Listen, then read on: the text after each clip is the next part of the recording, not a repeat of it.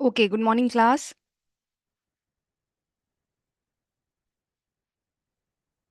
I hope I'm audible, right?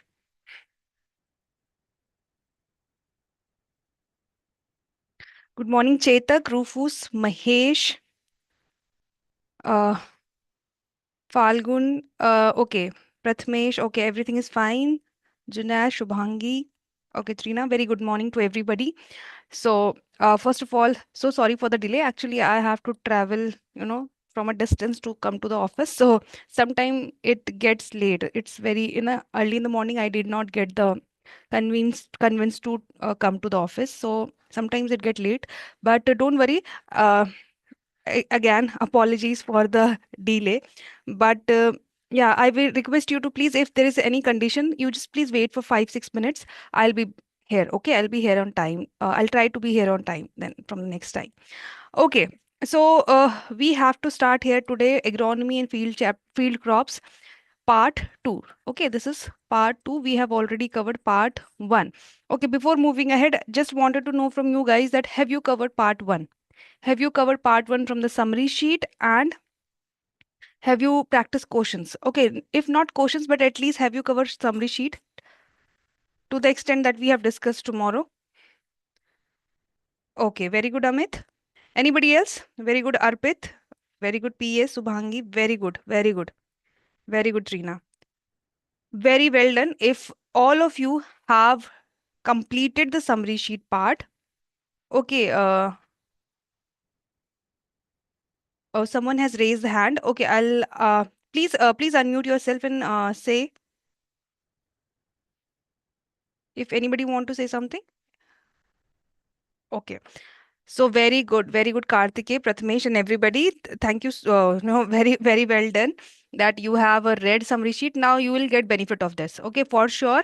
Now you have covered. You have covered the basics, and later on when you will revise, then it will be easier for you to cover all these concepts. Okay. Before moving ahead, Kartike, I would just wanted to let you know that in summary sheet, the wheat section that we have discussed yesterday, there it is in the it is there in the summary sheet. When you will scroll down the summary sheet na, at the very end, at the last, you will find these topic. Okay, that is there. Next thing was regarding where is summary sheet. So many students were asking me this question that, ma'am, where is summary sheet? We are not able to find in the course. So students, you have to go into the ARD section. Okay, there are different section inside your course, right? There is a section for live classes, then there is a similar section for ARD. If you have a gold course, then there will be section for quant reasoning and so and so you have to open the ARD section. Okay, yes, ARD static section, you have to open that, and inside that you will see all the chapters are there. Then there is concept notes, concept videos, concept classes, sorry, and then summary sheet and quiz, everything is there. So to all those who were not able to find it, please do do explore the course a bit. And if there is still some problem, you can always drop a query at discussion forum, or you can call to our support team, right? So yes, mind maps are also there, so you can take help of all these, but it will be not in that particular section where you are getting these classes. Okay, it will be in different section, under ARD static. Okay, that's all. Now we'll start this particular class, and if all of you have covered till yesterday, that's very good. Now, today your homework will be to cover this particular section from your summary sheet. Okay, and then you will be done for your chapter 2. Okay, so see, it's very important that you follow these classes, because students, see, when if I am an aspirant, okay, and I have to read this particular chapter, so I might take 3 4 days to complete one chapter. It can happen because I have to read it, I have to understand it, I have to self analyze it and observe it, like how can question be asked in the examination, so and so. But if someone is teaching me and telling me that this is the thing, and this will come in your examination, so at very that day, what is my responsibility is to cover that thing, so that I do not tend to forget it for the later part. Okay, so I request you to please then today also go through the summary sheet. If there is any issue, you can ask me. Okay, so with that, we'll start. Okay, so today we have to discuss about crop production and what are the factors affecting crop production. So students, what is crop production? Basically, when we are producing this crop for a commercial purpose. Okay, when we are growing this crop on a very large scale for the commercial purpose, and there are different important practices that are followed during crop production. What are these practices? Can anybody tell me what can be the practices in crop production? Because we all are, we all.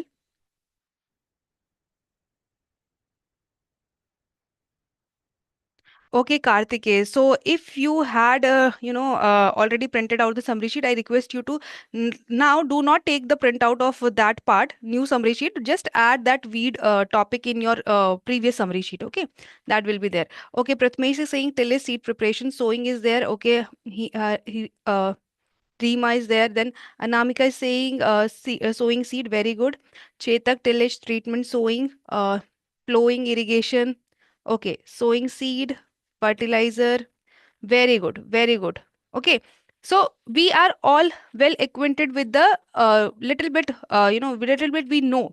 If I wanted to grow crops, so what I need to do? What are the different practices that I need to follow? Okay, so in basic, if we see, so if I have a land, what will be my first practice?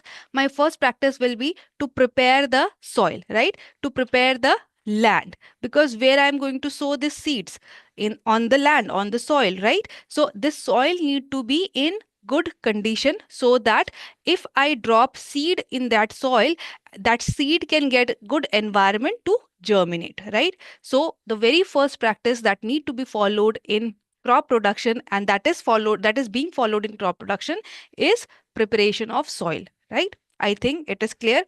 We need to first prepare the soil. Okay, now for preparation of the soil, we do different type of operation. We do plowing, we do leveling, we do harrowing, we do tillage, and so and so. So we will be discussing that part in detail in this particular chapter, okay, regarding your tillage and how this tillage is done and what are the different types of tillage. Clear? Now, once we have prepared the soil, the next step would be to sow the seed, right? In the next step, what we'll do, we will sow the seed, right? So, now sowing of seed is done because we need crop.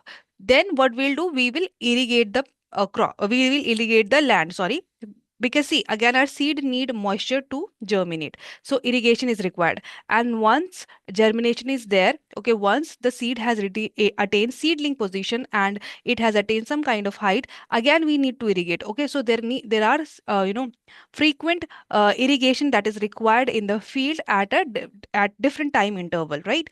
So then irrigation is required in the very third step. Then also, we will be adding the manure, fertilizer, and pesticides, because we need to add nutrient to the soil. Okay, how these plants are going to grow? Obviously, they need some kind of nutrient. Like we need food, right? These plants that we are consuming through, the food that we take, like we take fruits, we take vegetable, we take cereals and all things. These things provide us food. Right? These things provided nutrition, right? Same goes for the plant. Plant have a source of nutrients in soil, right? So we need to add nutrient to the soil so that they can be taken up by the plant for good development, right?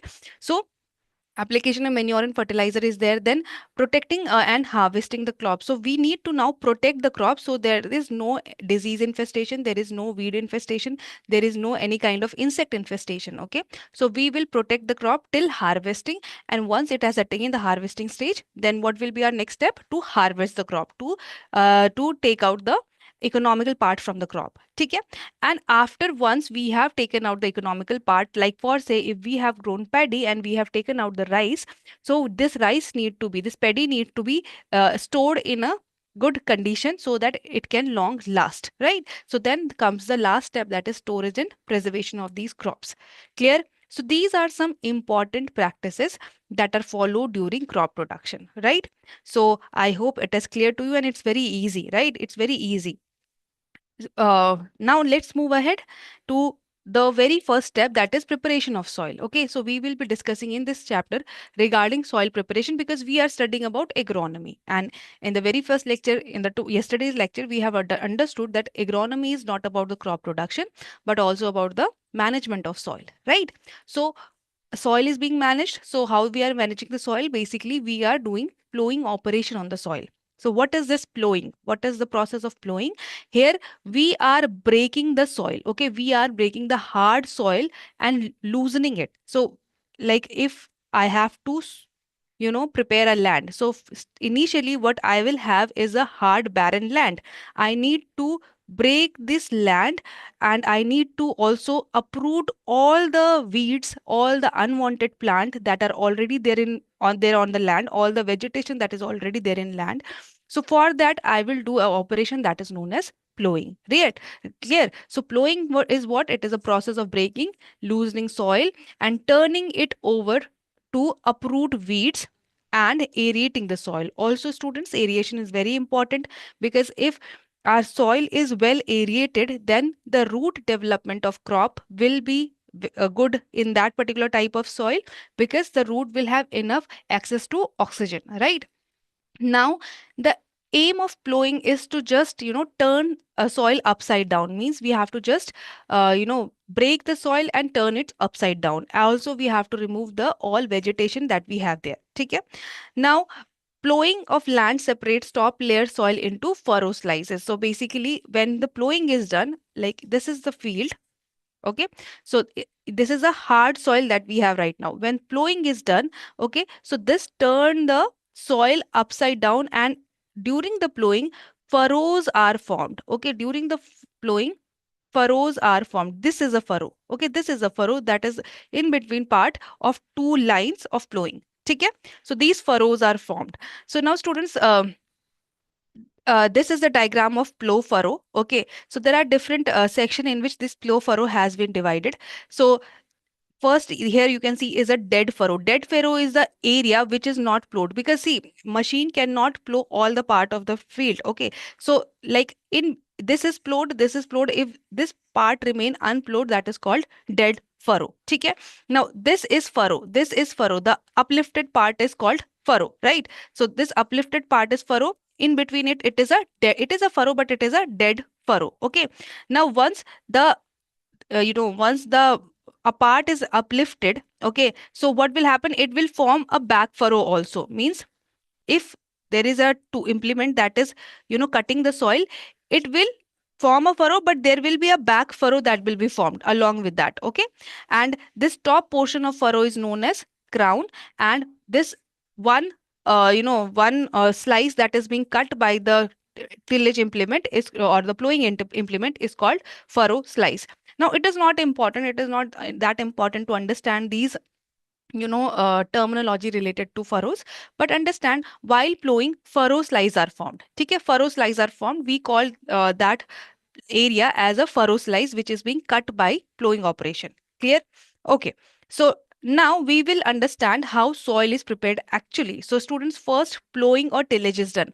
So students, what is the difference between plowing and tillage? Plowing is just a general terminology used for breaking down of soil. Okay, used for removing all the unwanted plant from the soil. It is just a general term. But when we scientifically prepare the soil, when we scientifically manipulate the land, when we scientifically uproot these or we can say when we scientifically loosen up the soil for the preparation of seed bed, that is called tillage. Okay, so plowing is just a general term, and if we do scientifically, if we do it in a correct order, then that is called tillage. And in agriculture, usually tillage term is used. Okay, tillage term is used. Plowing is a very layman term. Okay, next we have is leavening. So students, once we have plowed the field, so what will happen? The field will become very uneven, right? There will be clods, there will be some area which are bumpy, right? So we need to level it, because see, this is a field and we have plowed it. Like this is the plowed field.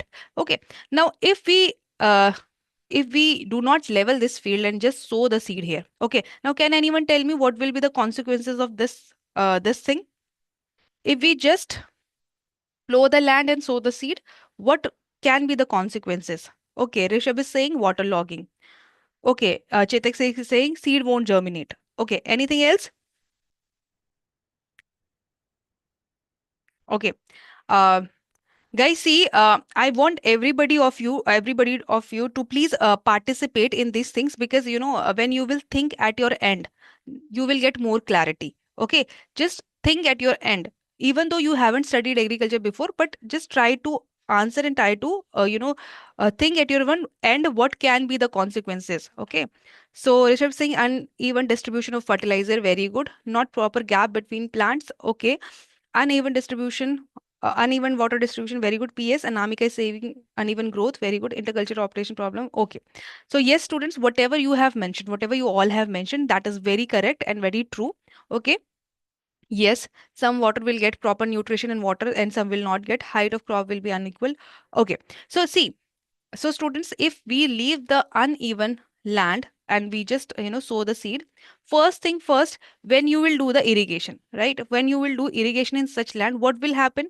The water will reach the lower surface only. And if there is any seed here that you have placed here, it won't get water and it will not germinate, right? That's the very first thing. Then if you sow the seed, like if you sow the seed, like some seed are placed here and some seed are placed here, so this seed will get enough light and everything, it will go grow well. And this seed will not get enough light, it will get shadow of this particular plant and it will not grow, right? So there can be so many consequences. There can be uneven distribution, seeds are not distributed properly, uneven growth, okay, not getting proper nutrition, also not getting proper irrigation, not getting proper soil moisture, and also not getting proper sunlight, right? So leveling is very, very important. So we need to level the field in order to provide proper irrigation, in order to provide an even distribution of water throughout the field. Okay? So that is about leveling. And next is manuring. What is manuring? Basically, manuring is addition of manure, addition of something that can add nutrient to the soil. Okay. So, Chetak, am I not audible to you? I hope I'm audible to everybody, right? Okay. Thank you. Chalo. So, I hope this is clear. So, these are some basic steps of soil preparation. Now, we will discuss about tillage. Okay. So, as I have told you, okay, Mahesh, thank you. So, as I have told you, tillage is a tillage is a scientific manipulation of soil. ठीक है. सो अब जब हम scientifically we are manipulating the soil, scientifically step by step we are preparing the soil, that is called tillage, right?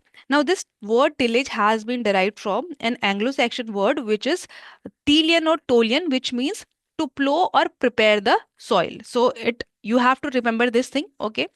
See, origin of any term is important, though it has not been asked till now in the examination, but still you should have the idea, right? If asked, it's very easy thing to remember because they are similar, right? So it is usually they are from Latin or Greek word, but Anglo-Saxon is something different. So you can remember that tillage is derived from some different language, which is the Anglo-Saxon language. Okay, so it is Telian or Tolian.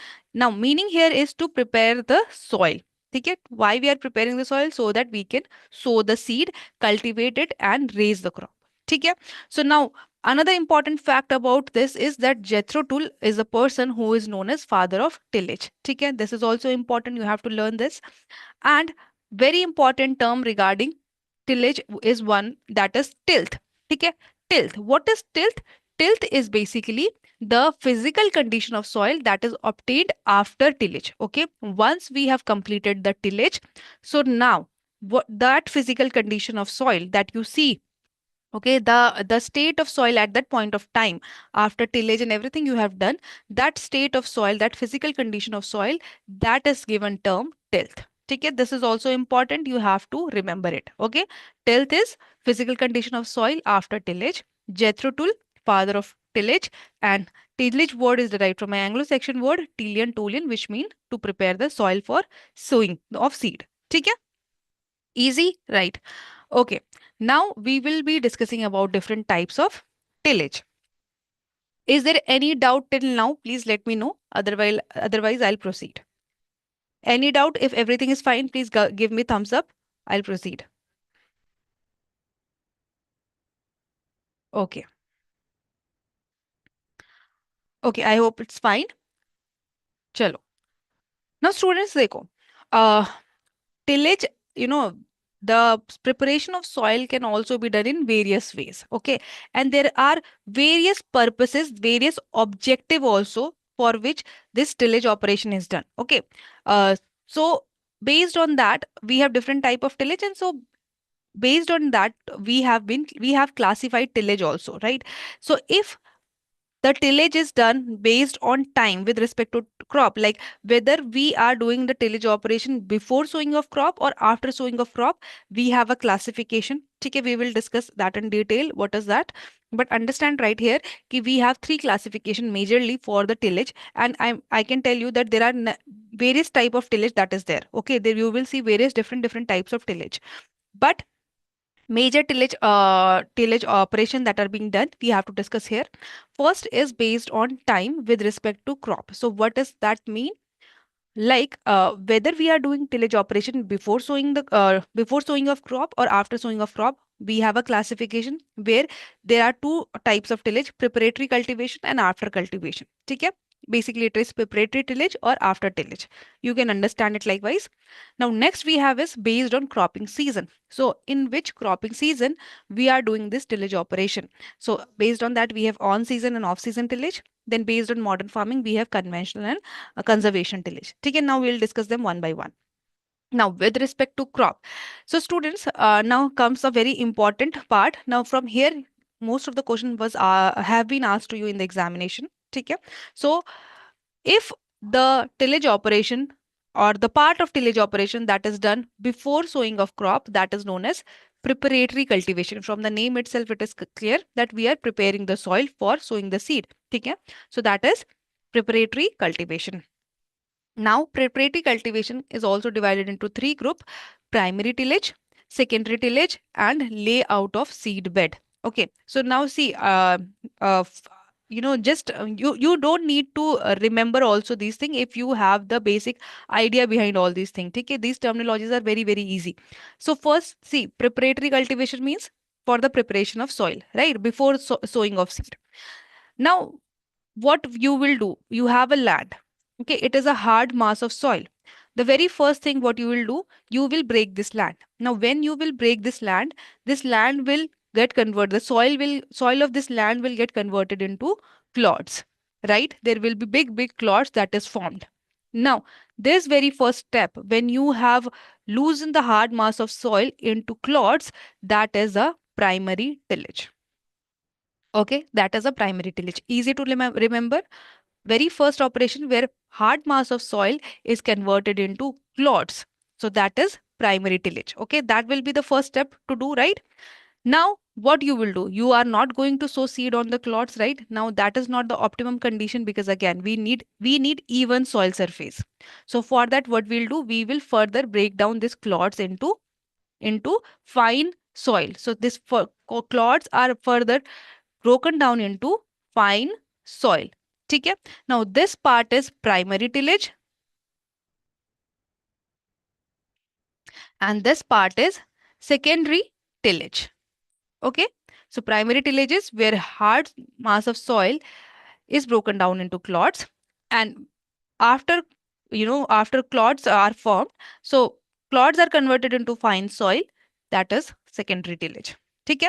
Now this fine soil has been formed. Now what we need to do? Okay, chalo, we have got a land where we have converted the soil into very fine soil. Okay, we have converted this clods into fine soil. Now students, see, if you visit a field, you do not see that everywhere there are plants. Okay, sometimes in a very large field, what is done, this whole field is divided into different blocks, right? Different blocks. And here inside these blocks, you will see the seeds are sown in a particular pattern. That can be line C is sowing, there can be, there can be uneven sowing also, but usually this is done. So what is this? This is basically we have done a layout of seed bed. Okay, where we are going to place this seed. We have already formed a layout. Clear? So that is the third step, which is the layout of seed bed. So before sowing the seed, you make a layout that where you want to place your seed. So that is the third step. Clear? I hope it is very easy to remember. Very easy, right? Now, after cultivation, we will discuss what are the different after cultivation tillage operation. But before that, students, see, primary tillage, uh, can be of different type. Okay? Can be of different type based on the objective for which we are doing it. Okay, so primary purpose of primary tillage is to, break hard soil into clods. Okay, usual purpose is that.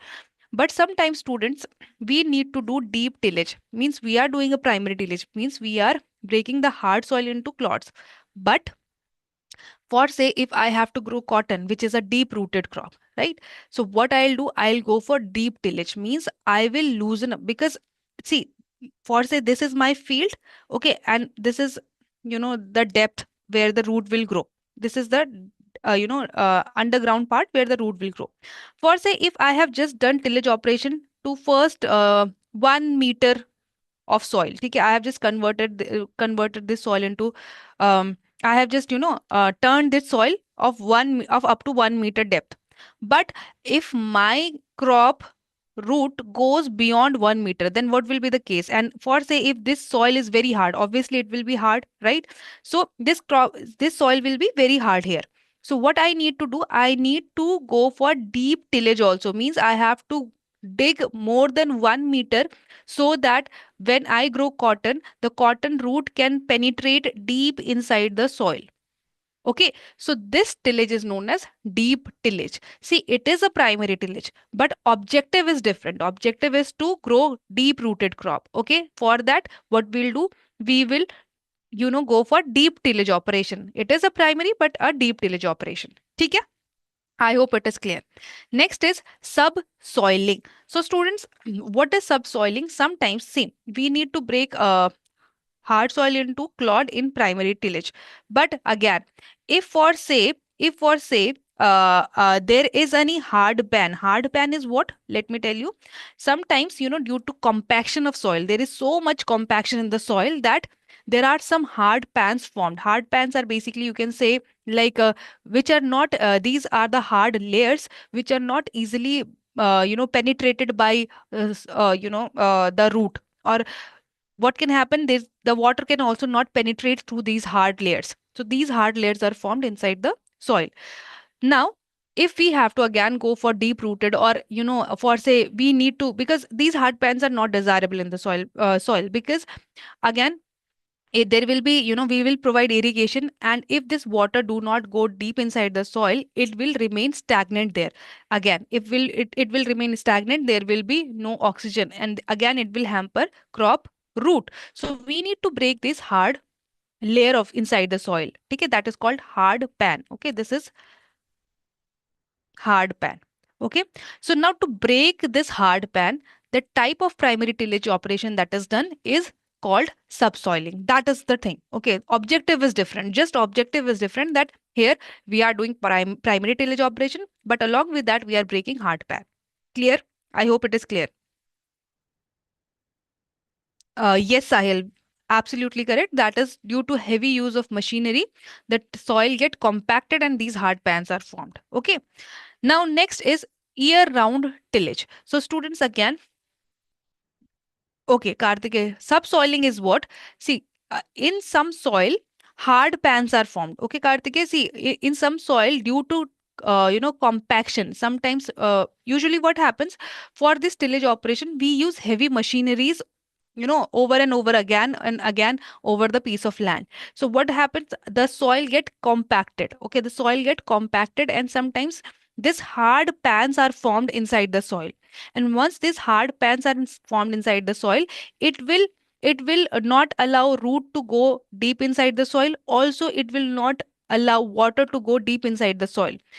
So it can cause various problem in plant growth, right? So we need to break this hard pan. We need to break this hard layer that is formed there.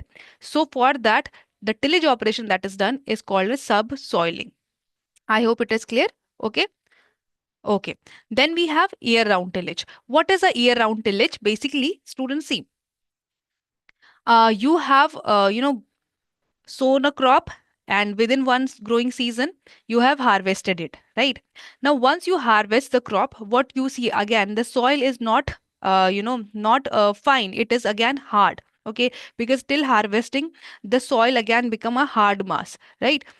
Now in case of this type of tillage is usually done in dryland area. What are dryland area? Because dryland area are those where there is less rainfall. Okay, there is scarcity of water, and they depend on rainfall for irrigation for soil moisture basically. Now, uh, uh, like for say this is a field and I have sown rice here, and after 6 months I have harvested it. Okay. Now what I am left with, just stubble of rice and a hard soil. Okay. Now what I'll do, I'll leave the field till the time that I wanted to grow wheat. ठीक है, तो अब मैं क्या करूंगी, field को छोड़ दूंगी कि when the time will come of sowing of wheat, then I will go and start preparing the land and then I will sow the wheat. That is a regular practice. But in case of dryland areas, what farmers also do, after harvesting also they go for tillage operation. There is no need of tillage operation after harvesting. It is required when we sow the other crop. But again, in some areas, in dryland areas, the farmers, they go for tillage operation after harvesting also. They disturb the land after harvesting also. Okay. Now, why this disturbance is done? So that again, the land which is hardened, during that cropping season, it is again loosen up. Okay, to lose that soil, so that this soil can have enough air or enough pore space, I would say. Okay, see, the soil particle have pore space in between. Okay, and in that pore space, air and water get penetrated, right? So if the soil will not have that pore space, so if there will be rainfall, okay, that rainfall will be of no use. It will just get washed off. So we need to conserve that moisture, or we need to conserve the water of rainfall inside the soil. So again, for that, what we'll do, we will loosen up the soil. Farmer will loosen up the soil. So in dryland area where already the water or the soil moisture is a problem, right? There is scarcity of soil moisture, there is a scarcity of water.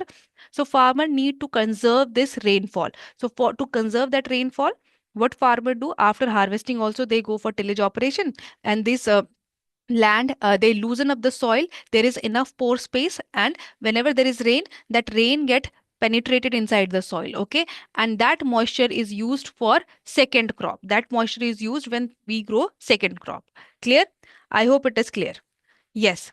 So the basic purpose here is to conserve the moisture, to preserve the rain, or the preserve the water that is coming down from the rain. ठीक है?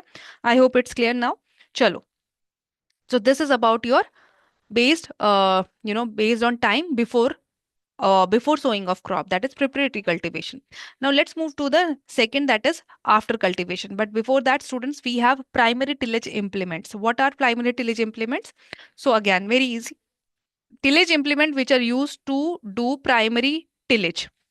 ठीक है, जितने भी tillage implement that are used to do primary tillage are called primary tillage implement. Now you have to learn the examples, that is more than sufficient. Okay, this will be covered in the chapter that is farm machinery in detail, but right now just remember the names. Okay, so it is country plow is one, then moldboard plow is one, then disc plow is one, then one way plow is one, and then power tiller is another. Okay, so these are all primary tillage implement. Now you can be asked in the examination, like out of the given option, which is the primary tillage operation, okay, or which is not the primary tillage operation. So you have to learn the name. Okay, country plow is the traditional, it is a traditional it is a traditional plowing implement that is there. Okay, then moldboard plow, disc plow, one-way plow, power tiller. These are again different types of primary tillage implement that are used to do primary tillage operation. Clear? Chalo. Now students, we have secondary. Okay, I have told you when hard the soil is converted into clods, then it is need to convert it into fine soil. So that for that we do secondary tillage. And secondary tillage ke liye, for secondary tillage we have again implement. The main important is harrow. See, whenever you see harrow, understand this, that harrow is secondary tillage implement. Okay, apart from harrow, others are primary tillage implement. Okay, then after other secondary tillage implement are your cultivator. Plank is used to level the soil. ठीक है, it is also part of secondary tillage. Leveling is also part of secondary tillage. ठीक है, so after secondary tillage, what you do, leveling of soil. For that, plank is used. You can see this is a plank, okay, which is attached to the animal, and then this is helped this helps in leveling the soil. Now then we have roller also. Roller is again an implement which is used to level the soil. Okay, you can see these rollers are fitted behind the tractors, and when they will move, they will level the soil. Okay, I hope this is clear. Okay, so these are all secondary tillage implement. Okay, so uh, chalo. So we have to now discuss about the after cultivation operation. Okay, so what is after cultivation operation? Let me tell you. So we have discussed before cultivation operation. देखो, now once we have sown the crop, ठीक है, once we have sown the seed and we have got a crop stand, then also we cannot just expect that crop will grow on its own. We again need to manage the soil. The soil management are required. ठीक है, like what kind of soil managements are required, and what is the meaning of these soil management? Let us discuss. So students, see, first is thinning and gap filling. ठीक है, first is thinning and gap filling, and let me tell you, देखो यहाँ पे we might not use heavy machineries, but again we are disturbing the soil. Okay, all those practices which are disturbing the soil after the crop has been sown, that will come under the tillage only, because in tillage what we are doing, we are manipulating the soil. Okay, so in any way when you are manipulating the soil, that will be a tillage operation. ठीक है, now first is thinning and gap filling. So first, after cultivation or after sowing the crop, first management practice is thinning and gap filling. Now what is this thinning and gap filling? So students, see, once we have sown the seed, like if for say, please do not write on screen. Okay, I request you to please do not write on screen. uh like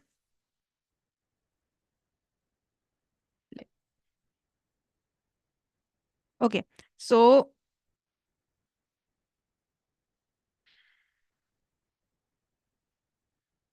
what is thinning and gap filling? So students, see,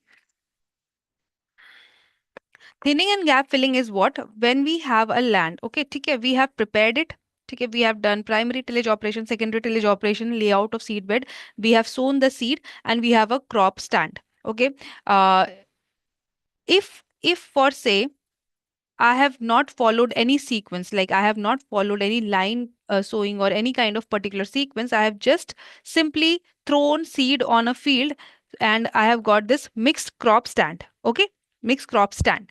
So for that, what I need to do? Uh, I need to do thinning and gap filling. Why? Let me tell you. See, i- on a field, we need to optimize plant density also, or crop density also. ठीक है, you can say we need to optimize crop density. Why? So students, see, if there will be optimum density of crop on a field, then only each plant will get enough resources to grow to its full potential. ठीक है, so it is very very important that there is optimum plant density or optimum plant stand on the field.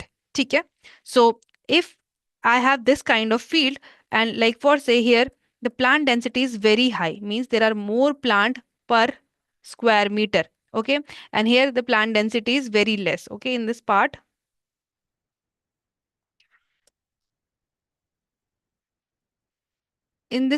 there is less plant density. Okay, this is here, and here very less plant density. Okay. Now what will happen at this area, the plant will not get enough resources to grow. Okay, and they will not grow properly. Here one plant will get enough resources, but again here number of plants are come, so our yield will impact. So we need to do what we need to do. We need to optimize this plant stand. So what I'll do, I will make sure that the distance between plant is equal, approximately equal, so that one plant get enough to space and enough resources to access, and it can get it can grow in better way. Okay, so this is called thinning and gap filling. So in thinning, what we do, we remove the excess plant from the area where plant density is high, and in gap filling we fill the gap where the plant density is low. Okay, yes. Yes, very good. Chetak, yes, we are removing excess plant for better resource management. Yes, Sahil. ठीक है, neutron film Prathamesh competition for light and neutron, ठीक है, everyone of you are correct. So these are all our purpose of thinning and gap filling. Clear? I hope it is clear. ठीक है, what is the purpose of thinning and gap filling? Optimizing plant density so that there can be better utilization of resources by each plant or each crop, right? Chalo. Next we have is weeding and hoeing. Now students, once we have sown the field with any crop, so after that you will see after some time on that field other plant will also start growing, okay, other unwanted plant that we call weeds. ठीक है, what are weeds? Again we have discussed yesterday only, these are unwanted plants, they will also grow. Now we need to remove these weeds because again weeds are plant and they will also fight for the same resources, okay, as discussed yesterday, weeds fight for same resources for as that is required by our crop, right? So we need to remove these unwanted plants also so that our crop remain healthy, okay, and there is no competition for in there is no competition between weeds and our crop plant. So for that what we do weeding, okay, weeding is removal of unwanted plant, okay, it is the removal of unwanted or undesired plant from the field. And next we have is hoeing. Now, hoeing is also same thing. Hoeing is also removal of undesired plant. Then what is the difference between weeding and hoeing? So manually, if you are removing, like if manually you are removing all these unwanted plant, that will be called weeding. But if you are using any kind of implement, like you can see in the picture, implement is being used to remove these unwanted plants. So if any kind of tools or implement is being used, that is called hoeing. Okay. So here I think it is clear now. Now next after cultivation operation is earthing up. It is earthing up. Okay. Okay, Navid, when thinning and gap filling is done. Okay, see Navid, if you can see the picture here, okay, it's in very early stage. Okay, like you can say you have sown the seedling. Okay, after germination of seedling and it has attained a little bit of size, like for say uh, 20 days. Okay, like after 20 days, it had attained a good amount of size so that it can be uprooted and transplanted or placed to other part. So at that time, the thinning and gap filling is done. Okay.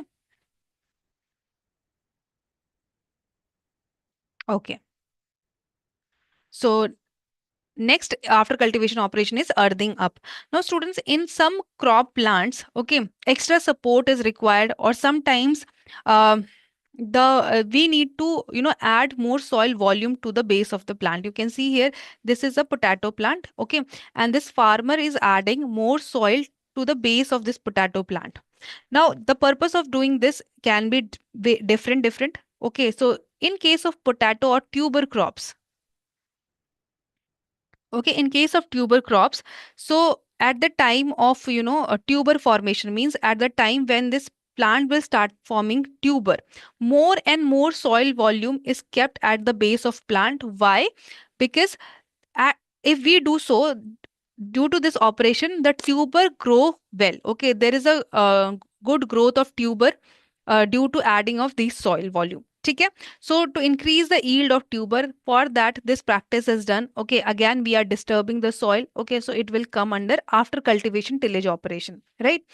Now in case of some plants like here, uh, to increase yield, okay, so to increase tuber yield is the purpose. But in some case like your sugar cane, okay, sugar cane or some other plant where support is required, okay, sometimes for support purpose also we add more soil volume at the base of a plant so that the plant is remain supported. Okay, so that is known as earthing up. When adding just adding the soil at the base of a plant, it can be for the increasing yield of tuber, it can be for the support purpose, that will be known as earthing up. Okay, I hope it is clear, easy to understand. Now next is roguing. So students, we have understood weeding. Weeding is removal of unwanted plant. Now roguing is also removal of unwanted plant, but then how it is different from weeding? So students, in roguing what happens basically, sometimes what can happen, we have a seed lot, like I have a rice seed lot of variety A. Okay, and there can be a chances that this seed lot that I'm having, the seed packet of this variety that I'm having, can have a mixture of some variety B. Okay, there can be chances that variety B is added. Some seeds of variety B is added to variety A. Now, I have a field and I only want production of variety A. I do not want variety B. But now, if seeds are there, there will be few plants of variety B. So what I need to do, I need to recognize those variety plant and I need to remove out those. I need to remove these plant, because if that mixture will be there, then again this variety will B will get mixed with my seed lot, right? So I need only I need variety. I do not treat variety B. So for that, what I'll do, I'll pluck out the variety B plant. So both are rice. Okay, both are the plant of rice, but I do not want variety B rice plant in my field. So I will pluck out the variety B. I will remove out the variety B rice plant. So this is known as roguing. When you remove the uh, similar type of plant. Okay, so like here, if you can see this picture, so if I for only need the plant that are bearing purple color brinjal, okay, but there are few plant which are having white color brinjal, some are having yellow color, and these are of no need to me, because I fetch good price for purple color brinjal only. So what I'll do, I will remove the plant of other same other same type of crop, and in my field I will allow only purple color brinjal plant to grow. So this is called as roguing. Okay, this is called roguing. Then we have another operation, topping. So students, topping is not just it's not I can say that it's not a tillage operation. Means here we are not disturbing the soil, rather it is just a after cultivation. Means after cultivation operation, where what we are doing, we are removing the top part of a plant. Okay, here what we do, we remove top part of the plant. Why it is done? So students, this is a plant, for say this is a stem of a plant. So here, apical means the upward growth of plant is promoted by this apical bud, means apical stem. The apex of a plant is responsible for the upward growth of the plant. And when upward growth is more, lateral growth will be less. Okay, lateral means more, there will be less branches. So what we do, we remove this apical growth. We remove this apical bud or apical growth. We pluck it from the upper part. And when this is done in any plant, then it will increase the lateral growth, means it will increase more branches. So we will have more branches, there will be more fruiting, and there will be increase in yield. Okay, so that is the purpose of topping. Clear? I hope it is clear why topping is done. Topping is done to remove the apical growth, so that apical growth is reduced and more lateral, we can get more lateral growth, so that we can get more fruits or more economical part, and we can get good yield. Okay, so that is topping. Okay, next is propping. Again, propping is not a tillage operation. It's just other than our, it is a after cultivation operation that is done in plants. So propping is usually done in sugarcane. Okay, ये कहाँ पे देखने को मिलता है? Sugarcane में. ठीक है? It is done is in. Okay, Ashutosh, I'll come back to you. ठीक है?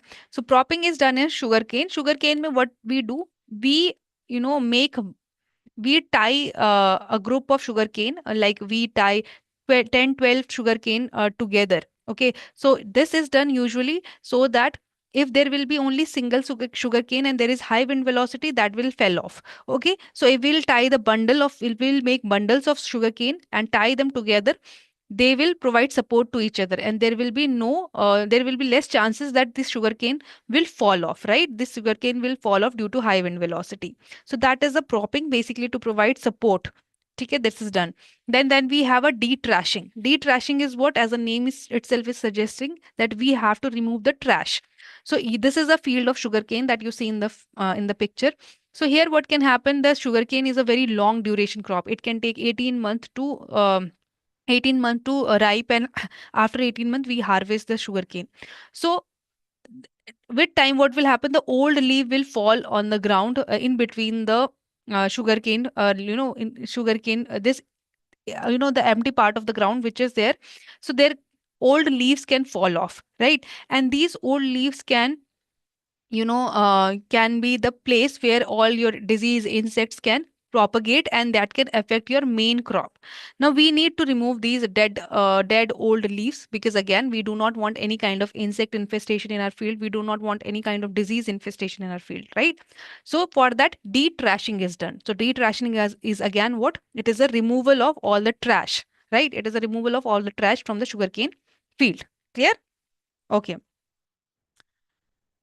See, Ashutosh, difference between rogging and off-type plant. See, rogging is a weeding method. Rogging is removal of off-type plant. Okay, off-type plant is what? It is the plant of same crop but of different variety. Okay, rogging is removal of off-type plant. Rogging is a process in which we are removing the off-type plant. I hope it's clear. Rishabh, yes, pinching and topping. The difference in pinching and topping will be, in topping we remove only apical part. In case of pinching, it can be apical branch also. It can be terminal branch also. Okay, so that's the difference. Okay, next we have is harrowing. So students, harrowing is basically operation. Harrowing is usually done as a secondary tillage operation, but sometimes there are some weeds that are in the field. Okay, and if we have very vast area, so we cannot go for removal of these weed manually. So here we are using harrow to remove the weed. Okay, so this will be called as harrowing. When the harrow is used to remove the weed, that will called harrowing. Okay, then we have desuckering. Desuckering is what? So students, sometimes this is a stem. Okay, this is a lateral stem, and here if what say we have two tomatoes that are growing here. Okay, so what will happen?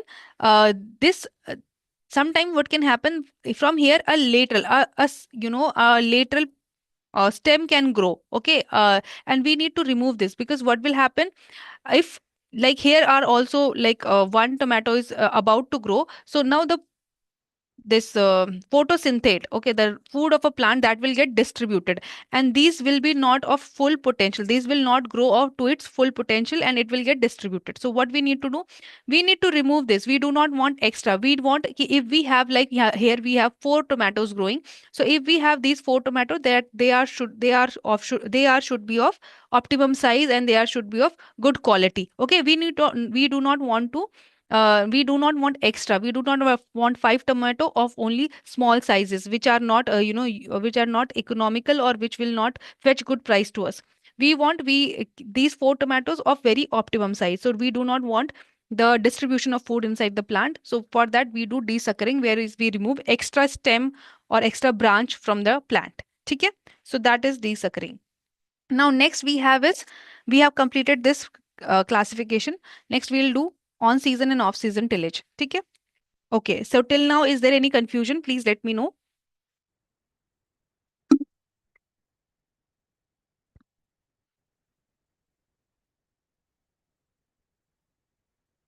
Okay. Everything's okay, Rishabh. We'll come to rotavator. Okay. We'll come to rotavator. Just wait. Now, on-season tillage and off-season tillage, students, again, very easy to understand. We have already discussed the basics of tillage. What is there, right? हमने सब कुछ ये already discuss कर लिया है. बस आपको from the name उसको समझना है कि क्या होगा, right? Like on-season tillage means the tillage operation that is being done during the season. Like if I am about to grow kharif crop, okay, like for the rice, if I'm about to grow, so during kharif season, whatever tillage operation I am doing for the production of rice, that is on season tillage, right? Now off season tillage is what? Again, this is same like your year round tillage. Okay, it is same like your year round tillage. In year round tillage, what we do, after every harvest we go for tillage operation. Okay, okay. I'll discuss desuckering one more. Let me finish this. Okay. So in off season tillage, what happened? In year round tillage, what we do, after every harvest, we go for tillage operation.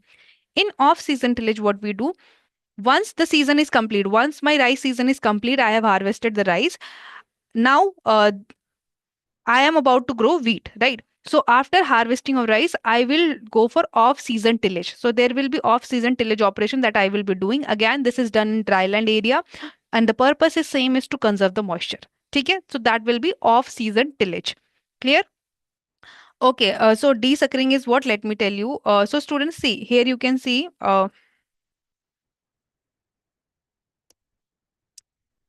desuckering is removal of extra branches. Okay, it is the removal of extra branches. It is the removal of extra branches. Desuckering is removal of extra branches. Why we are doing this removal? Because students, this the food that is being synthesized inside the plant, that was going earlier to only one branch is now getting distributed into two. So whatever produce that we will get from this plant will be not of that optimum amount, because now the food is being getting distributed. So what we'll do, we will remove this branch so that whatever produce we get from this branch is of optimum size and optimum quality. Okay, so that is desuckering. I hope it's clear now. I hope Rufus is clear now, right? Okay.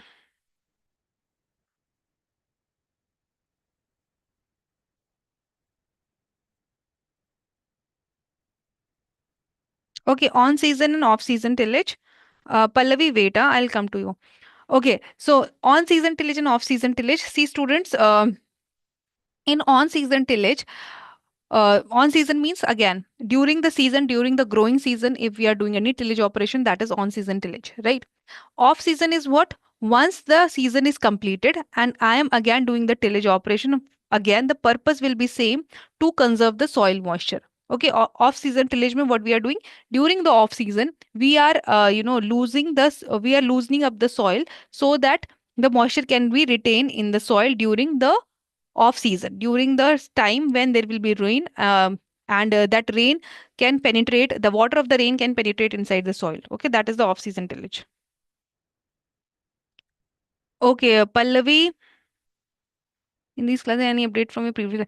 See, Pallavi, already we have updated our lectures also. So these lectures will be same as the classes that as the concept classes. Okay, so we have already updated the concept class and everything. So if you have covered these concept classes and you don't want to, you can skip these classes then. If you have already covered the concept classes.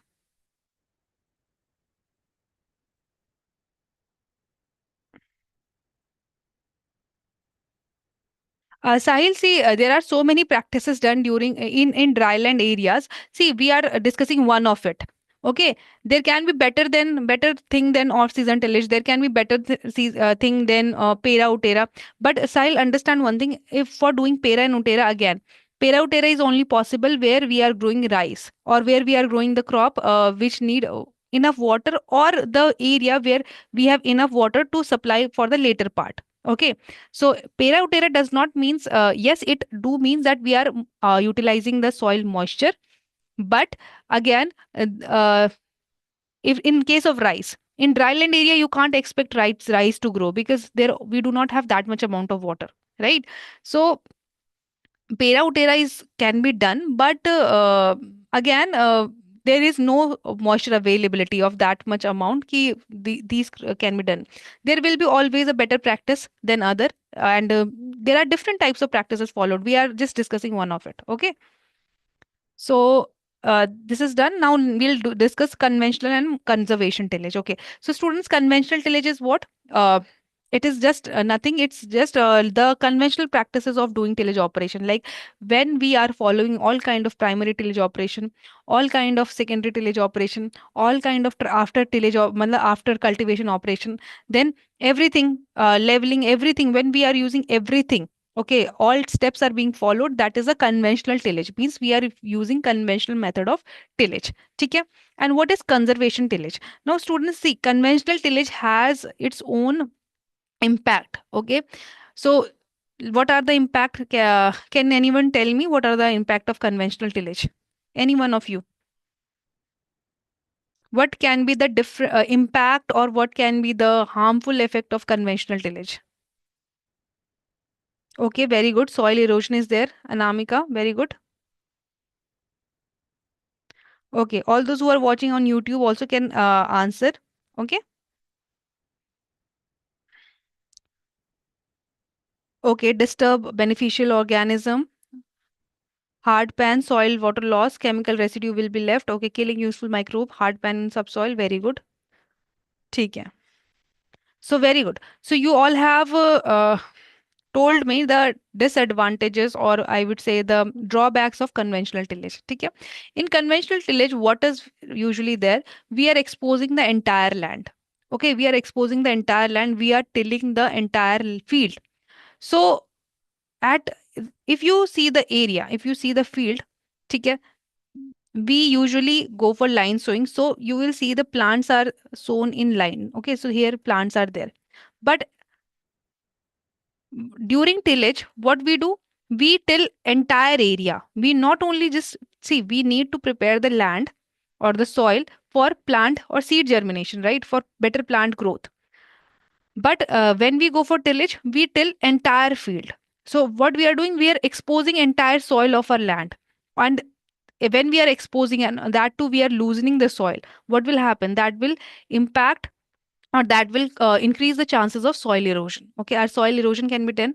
Then we are following all kind of tillage practices, like primary tillage is being done, secondary tillage is being done, and this machinery, they run again and again over our soil. So that will again increase the compaction in soil, forming hard pan, right? Then there can be there is another impact on the microorganism that is living in the soil. Okay, we are disturbing them so much that their atmosphere can change, right? And these microorganisms are again important for your crop growth, because this root part which is absorbing the nutrient is with the help of these microorganisms, which are decomposing the dead organic matter, or which are decomposing your fertilizer and providing the nutrient in the available form. So these microorganisms are also important, that are residing in the soil for crop growth. Again, through this conventional tillage, we are disturbing them.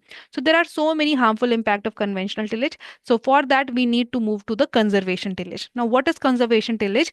It is simple as that ki we are conserving soil moisture, we are conserving soil, we are reducing soil erosion, also we are protecting the soil microbiome. Okay, so that is the conservation tillage. So when we are doing such tillage operation where we are taking all these things into consideration, that will be conservation tillage. Okay, so in conservation tillage, what we will do, we will till, or we will open the soil at that place only where we want to sow the seed, or where we want to grow the crop. Okay, so that is the difference here. I hope it is clear. So we will not expose our entire land, rather we will just open the land at the place where we want to sow the seed. Okay? So that is the difference between conventional and conservation tillage. Clear? Clear? Any doubt till here? Okay. So there are different types of conservation tillage. So first we have a zero tillage. So now students, conservation tillage has also its own types. Okay, there are different types of conservation tillage. Means through different ways we can go for conservation tillage. So very first and very important one is zero tillage. Okay. What is zero tillage, students? Zero tillage is basically we are not doing any kind of tillage operation. Okay, we are avoiding tillage operation completely. So then how we are sowing our crop here? So what is done usually in the zero tillage? We have a land, okay, and I wanted to grow like for say I wanted to grow wheat on this particular land. But initially what will happen, all kind of unwanted vegetation will be over this land, and I need to remove that vegetation. So for removal of that vegetation, what I'll do, I'll use any kind of herbicide, bioherbicide, right? And I will kill all the vegetation over that piece of land. Okay, once the vegetation is killed, okay, I will not remove the residue also, because that residue will decompose and it will add nutrient to the soil. So there is no need of removal of that residue.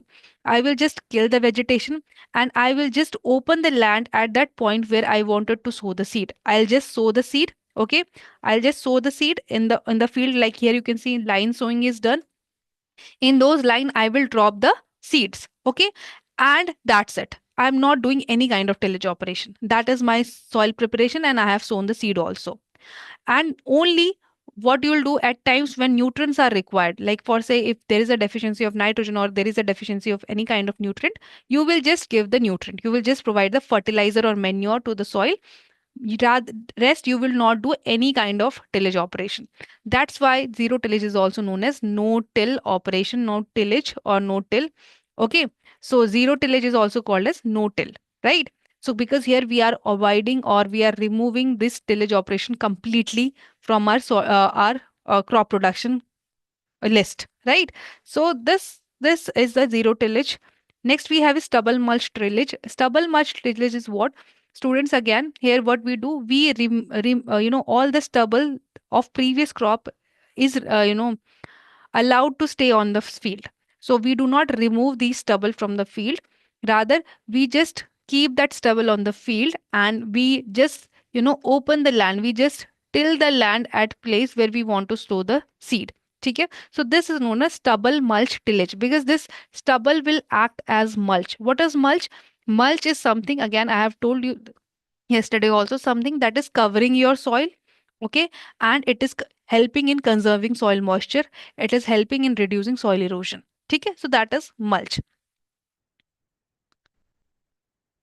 Okay, next we have is rotary tillage. What is rotary tillage? So students, here rotary tillage is through rotatory action. Okay, through rotavator we are doing, primary and secondary tillage at one go. So what we are doing, we are not going for primary tillage once and then secondary tillage. We are combining these two tillage as at once. Okay, and at one go through rotavator, okay, which is a machine, we are doing the rotary tillage. Okay, so we have merged two separate tillage operation as one, and we are doing the rotary tillage. Okay, and then we have strip tillage. Strip tillage is what? Again, strips are formed. You can see strips are formed, and strips are formed, and in these strips the seed is sown. So this is called strip tillage. Okay, any confusion here? Okay, Trina is asking, ma'am, how do we get rid of hard pan to promote soil aeration in zero tillage? See, Trina, uh, let me tell you here, when in zero tillage, when we are keeping the stubble on the ground, what happens? Decomposition of these stubble happens. Okay, so this add organic matter to the soil, and when organic matter is added to the soil porosity increases. Means when this decomposition happens and this stubble get converted into organic matter help increasing the porosity in the soil. Okay, so the porosity is increased.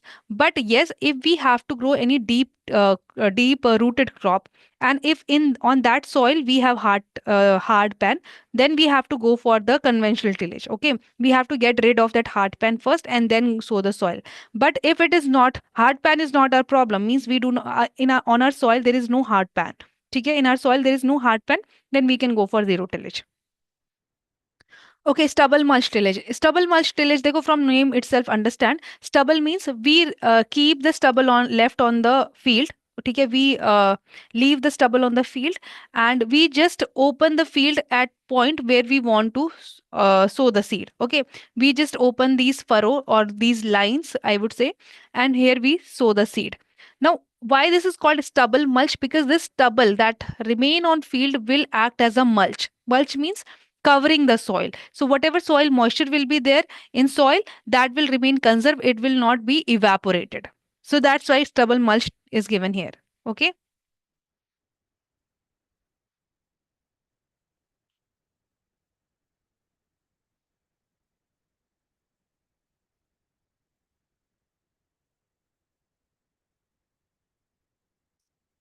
Okay. So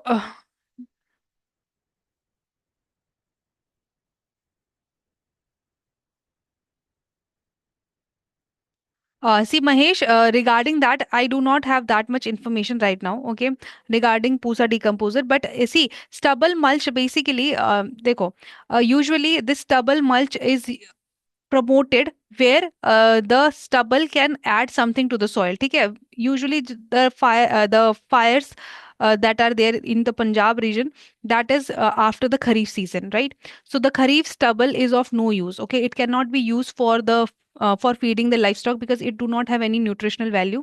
Okay, neither it can be added to the soil. So we need to we need to get rid of that. Farmer need to get rid of that, and they usually burn it. Okay, now if this pusa decomposer is there to decompose the that material, and that decomposed material is then added to the soil, then yes, it will be related to this. Okay, that is what I am thinking about it, but I need to read more on that. Okay. uh See, in zero tillage, yes, simply we place the seed. Okay, simply we place the seed. We do not open the soil at all. Simply the seed placement is done. Okay, so that is the zero tillage. Okay. Chalo. Next, we have another type of tillage, conservation tillage, that is known as minimum tillage. ठीक है? Minimum tillage is what, students? There is a one aspect that where we are not at all opening the soil, or where we are not at all doing the tillage operation to conserve the soil, to conserve the soil and to get rid of the harmful impact of the conventional tillage. But minimum tillage is that we will do the tillage, but to minimum extent. Okay, we will do the tillage operation, but to a minimum extent. That is the minimum tillage, right? So here we have different type of, again, minimum tillage: row zone tillage, plow plant tillage, and wheel track tillage. ठीक है? So again, row zone tillage, it is primary tillage is done with mold blow, a mold board plow in the entire area of field. Okay, and the secondary tillage here is done with disking and harrowing, and are reduced and done only in row zones. Here we are doing primary tillage on the entire field. Okay, but for secondary tillage we are just doing the secondary tillage operation in particular rows. Okay, where we want to sow the seed. So that is your row zone tillage. Now then we have plow plant tillage. So here, after primary tillage, special planter is used for sowing. ठीक है? Plow plant tillage is basically we are using these special planters to sow the plant on specific area. ठीक है? On a specific area. So one run over the field, the row zone is pulverized.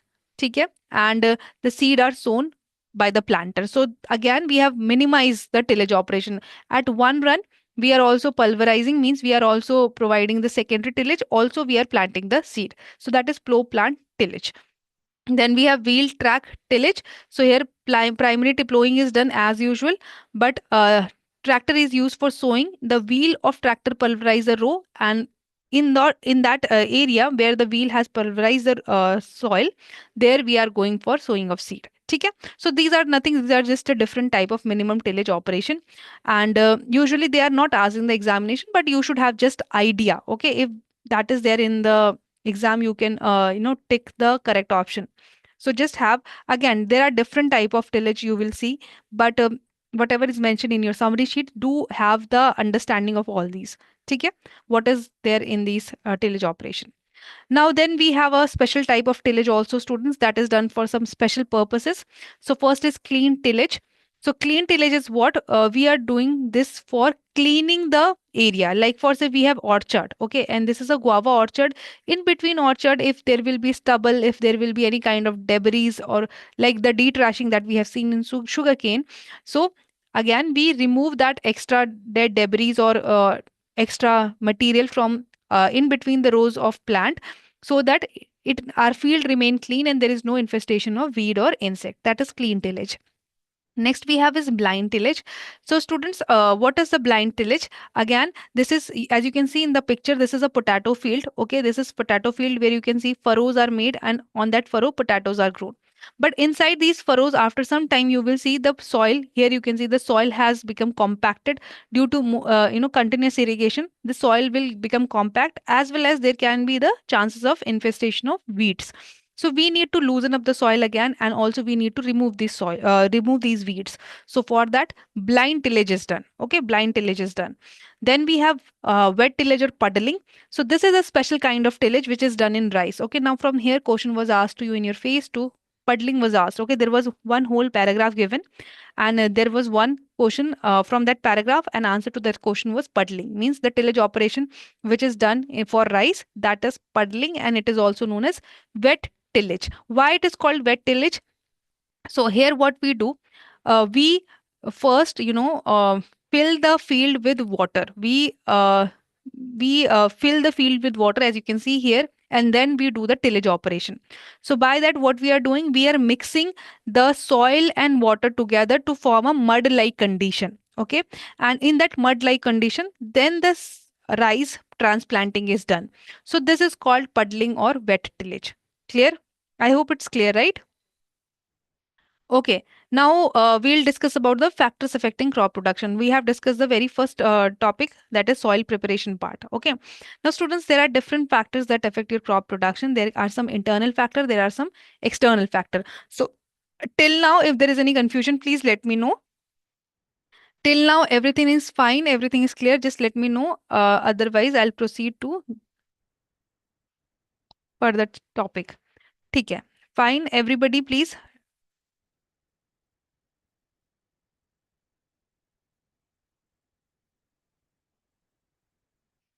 Okay, everything is clear, right? Something you have not understood? Okay, Shubhangi, blind tillage. See, Shubhangi,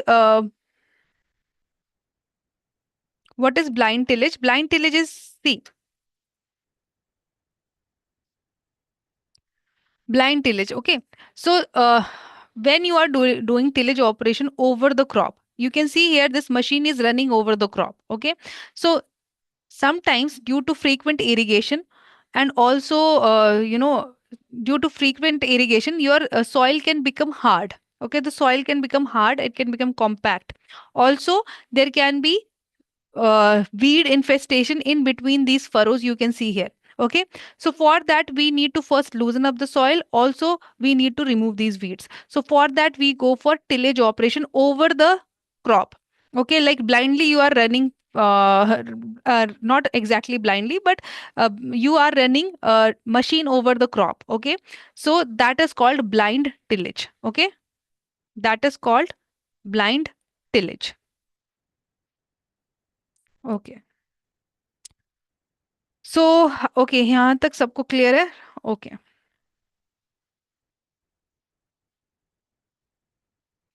okay, Mahesh, regarding your query of Pushla decomposer, I'll surely read about it, and tomorrow I'll get the answer of that question. Okay, chalo.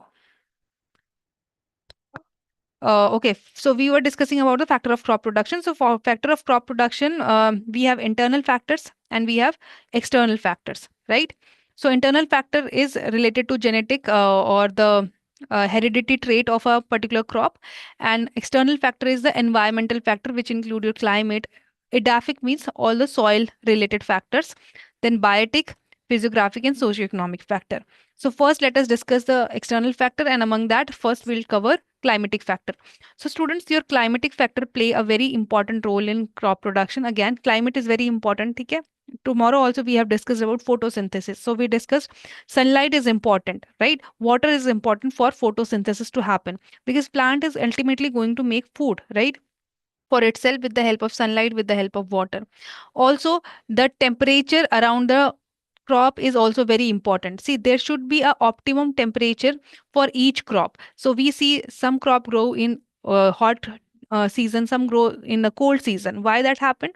Due to the requirement of temperature. Each crop has different temperature requirement, and accordingly, we provide that temperature to the crop so that crop can grow to its optimum optimum level, right? So optimum temperature usually for average temperature would we say for usually crop is minimum 15 to maximum 40 degrees Celsius. Now this is just a average, but if we see individual crop, for individual crop we will get different minimum and maximum temperature as well as optimum temperature.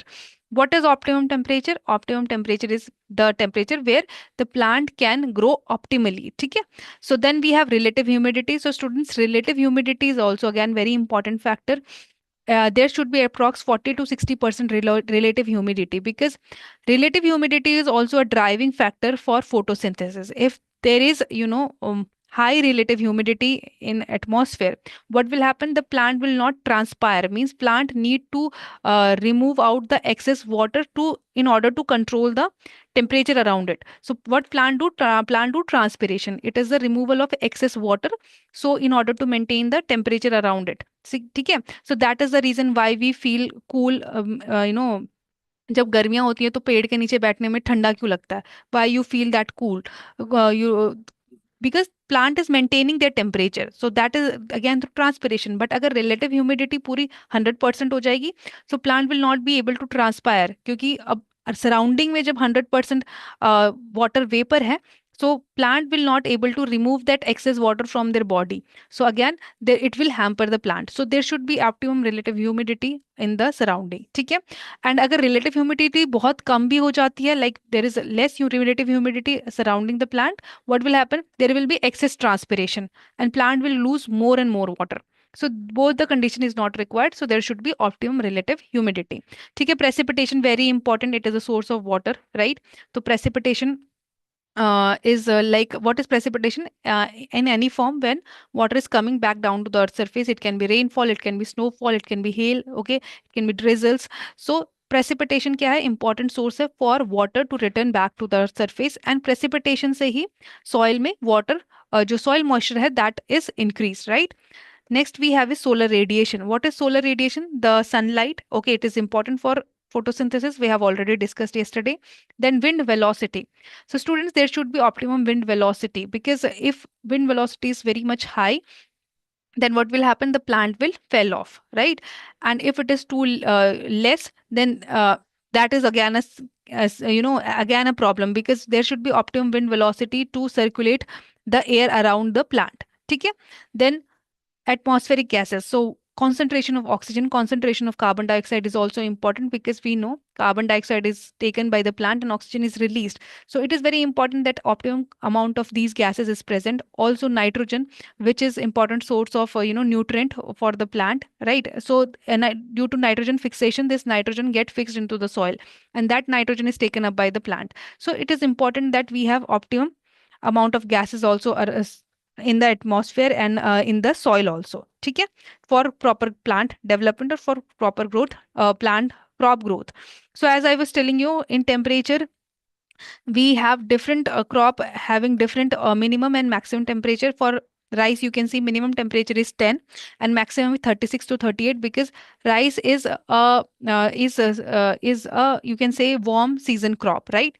But in winter you can see minimum temperature can go 4.5 and maximum is 30 to 32, because wheat again a winter season crop. So temperature is less, minimum temperature is less and maximum temperature is also less as compared to the rice, right? Same goes for maize and sorghum and tobacco. Now do you have to read this temperature? So I would say only for rice and wheat go for it. Okay, at least remember the optimum temperature, and try to have approx idea of minimum and maximum temperature. ठीक है? तो इन दोनों के लिए आप minimum maximum and optimum temperature याद कर लो. For rest you can leave it. Then solar radiation. Okay, we know solar radiation is very important for photosynthesis.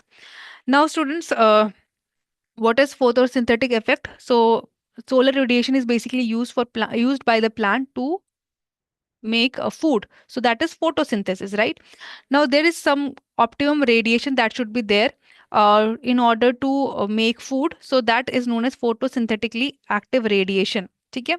Photosynthetically active radiation, which is around 0.4 to 0.7 micrometer, sorry. So this is the photosynthetically active radiation of sunlight that is being used by plant to do photosynthesis. ठीक है? To synthesize their food. Now, what is this photoperiodic effect? So students, photoperiodic effect is basically how plant is responding to the duration of sunlight. ठीक है? Photoperiodic means photo period, duration of sunlight. So photoperiodism is the physical response to photoperiod, means duration of sunlight. What is the plant response? What is the how plant respond to the duration of sunlight? Okay, if it get less duration of sunlight or more duration of sunlight, then what is the response of plant to that? That is known as photoperiodism. ठीक है? Okay, so I hope, see, whatever you just need to know what are these factors and how they are affecting. Okay, now let's discuss about photoperiodism a bit, because this is important. Okay, this is important. This table is important. So students, photoperiodism, I have told you how plant is responding to the period of sunlight, right? Now it was coined by Gardner and Allard in 1920. So based on this, we have three types of plant: short day plants, long day plants, and day neutral plants. Okay. So till now, any doubt? Let me know. Otherwise, I can proceed, because I'm not getting, you guys are getting everything that I'm saying here or not. Okay. So any doubt? Okay. So everything is fine, right? Chalo. So students, see, here we have short duration plant, short day plant, sorry, and long day plant and day neutral plant. Now, based on photoperiodism, means based on amount of day length required by a particular plant, we have this category. ठीक है? So if any plant requires a day length less than 12 hour for flower initiation, ठीक है? This is important, students. ठीक है? Focus on this. If any plant required less than 12 hour for flower initiation, that will be short day plant. ठीक है? Example here is all your kharif crops. So rice, soybean, tobacco, maize, these are short day plants. ठीक है? Next we have is long day plant. So if any plant require more than 14 hours of daylight for flower initiation, that will be long day plant. Example are of all your rabi season crop like wheat, barley, sugar beet, castor. These are all long day plants. ठीक है? Now then we have day neutral plants also, where there is no effect of photo period or the duration of sunlight or day length. There will be no effect. So such plants are unaffected by the day length. They are called day neutral plants. Example is maize. Okay, maize is day neutral plant, not the short duration. Okay, it's tomato, sunflower, cotton, cucumber. Okay, so these are the example of day neutral plant. So I hope it is clear.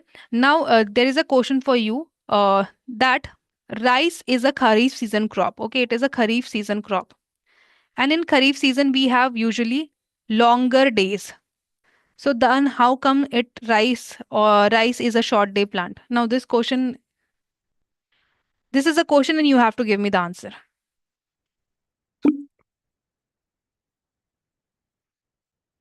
Okay, guy, anybody? Please give me the answer of this question. Rice is a Kharif season crop. In Kharif season, basically in June, July, we have longer days. Then how come rice is a short day plant?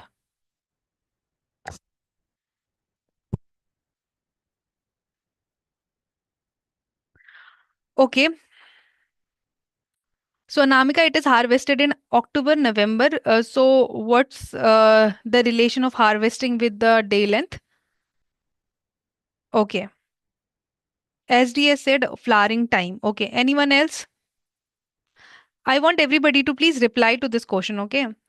If you reply to this question, then I'll understand ki, okay, you have got this concept. Otherwise, I have to tell you. Anybody?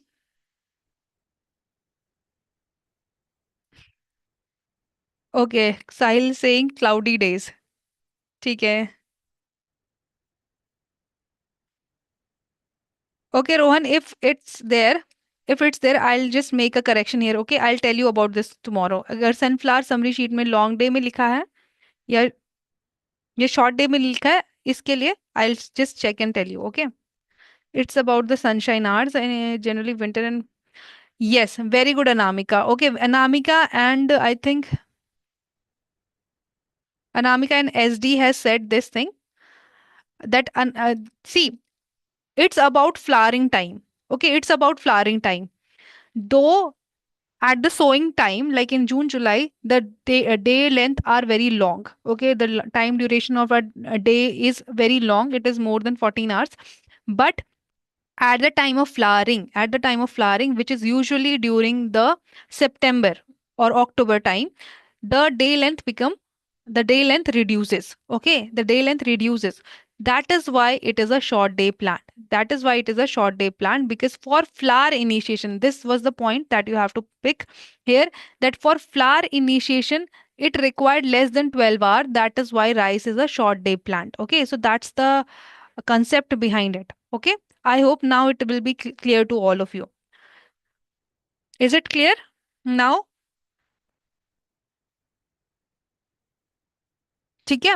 So it will be regarding the flower initiation time. So at time of flower initiation, if there is short day, then that will be short day plant. At time of flower initiation, if there is a long day, then that will be long day plant. Okay, very good. So this is clear now. Now we'll move to another external factor, that is edaphic factor. Okay, Navid, I'll check about it and I'll tell you tomorrow, okay, regarding sunflower, whether it's short day or day neutral. Okay. So edaphic factor are basically the factor related to soil. Okay. Now, students, soil is again important component for crop production. So we have different soil factor like soil moisture, temperature, organism, mineral matter, organic matter, soil air, and soil pH that impact plant growth. Now we will discuss them one by one. So first, let's discuss the soil moisture. What is soil moisture? It is the amount of water that is present in soil for the plant. Okay, that is soil moisture. Now, students, we have to discuss, we have to understand different type of soil moisture or different type of you know, water that is present in the soil. So first, let's understand what is available soil water or soil moisture. So it is basically the range of available water. Okay, in soil we'll be discussing about different type of soil water, but the range of soil water that is available to the plant. Okay, the range of available water that is known as available water or available moisture. Clear? So the range of water, the range of moisture which is available to the plant is your available water or available moisture. Okay, now let us understand this particular picture here. So when you do irrigation, I have told you inside soil we have pores, soil pores. Okay? This is like for say soil, and there are soil pores here. Now there will be some big pores which are called macro pores. Okay? Now there will be some small pores which are called micro pores. Okay. So there will be some bigger pores and there will be some pores of bigger size, macro pores of smaller size, micro pores. Now at time of irrigation, what will happen? All macro pores and micro pores will get filled with water. Obviously that will happen, right? We are giving irrigation to the field. So the water will go down inside the soil. So all kind of pores, be your macro pores or micro pores, that get filled with water. And this point where all your micropores and macropores are filled with water, that is known as saturation. Okay, that is known as saturation. Clear? All pores are filled with water. Right. Now, what will happen? Micropores, they are bigger in size. So they will empty faster, means these are the macro pores, right? Now here from this picture you can see that these pores will empty faster because they will not able to hold water for long time. Okay, Ashutosh, saturation kya hai? When all pores inside the soil, all the micropores and macropores are filled with water, that is saturation. Okay, it's very important. Please pay attention here because from here, this will be also discussed in soil chapter. But yes, these are important soil facts. Means it is part of your soil and water conservation also. So you should know this. Okay.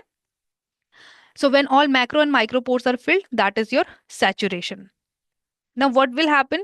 Gravity will act on these pores. Okay, on this water that is held inside the pore. First, what will happen? The macro pore will drain because they are of bigger size. They will not be able to retain water. So they will drain. But in micro pores, the water will be there because due to capillary action. What is capillary action? Because due to this small pores, there will be a capillary will be formed, and due to capillary action, capillary force, the water will remain inside the micropores and it will get drained from macropores. Okay? I hope it's clear that from macropores, when all the water is drained, water will only be remain in the micropores, and this point is called as field capacity. This point is called as field capacity, and the water that is lost from macropores is called as gravitational water, because I have told you gravity is acting on these macropores and water will drain from the macropores, right? That water will be called as gravitational water, and that point, that stage in the soil is called as field capacity. I hope it's clear. Okay. Now, in field capacity, what we have now, we have a situation where water is only inside the capillary, or what, sorry, water is only inside the micropores, ठीक है, through the action of capillary. So the water that is present in the micropores will be called as capillary water. Okay, it will be called as capillary water.